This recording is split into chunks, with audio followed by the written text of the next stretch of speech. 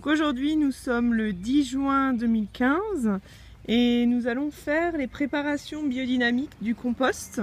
Donc notre propre compost qui est prêt, et donc on va préparer les boules de préparation. Alors pour commencer, dans une partie de notre compost, on fait une boule, un petit trou. Et ensuite on va commencer par insérer donc la 502 qui est de l'Achillée millefeuille. Elle joue un rôle particulier dans la mobilité du soufre et de la potasse. Donc ensuite on va prendre la 503. Donc la 503 qui est en fait de la camomille, qui est liée au métabolisme du calcium. Elle va régulariser en fait le processus de l'azote. Ensuite on passe à la 504.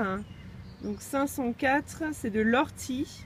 Et en fait en rapport avec l'azote et le fer, ça va renforcer un petit peu l'influence des deux premières préparations.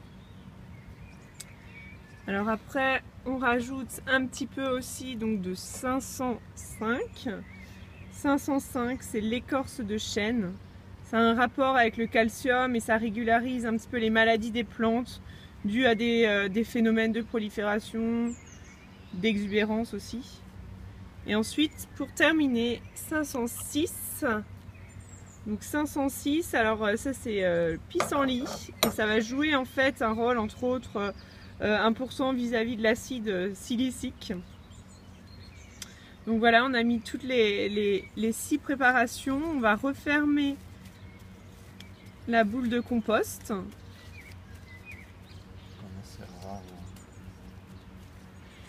On va l'ajouter aux autres qu'on a commencé à préparer ce matin. Et donc là après on va ajouter ces boules de compost au centre de notre compost. On va en mettre à peu près une tous les 2-3 mètres.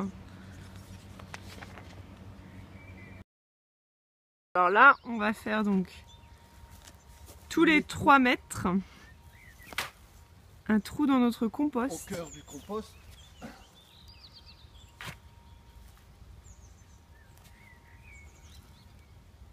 Voilà. Comme ça on pourra vraiment y plonger la boule de préparation à base de plantes au cœur du compost. Voilà, alors là maintenant le moment fatidique est arrivé. Donc on a préparé le petit trou dans notre compost. On va mettre dans un premier temps donc un petit peu de valériane. Voilà. Et ensuite, donc on va insérer la boule de préparation, voilà, au cœur du compost. On va bien la mettre au fond du compost. Et ensuite, on referme. On met encore un petit peu de valériane. Et on referme définitivement. Donc là, c'était la dernière action qu'on a faite sur le compost, et maintenant on va laisser le compost se reposer et on va l'épandre donc après les vendanges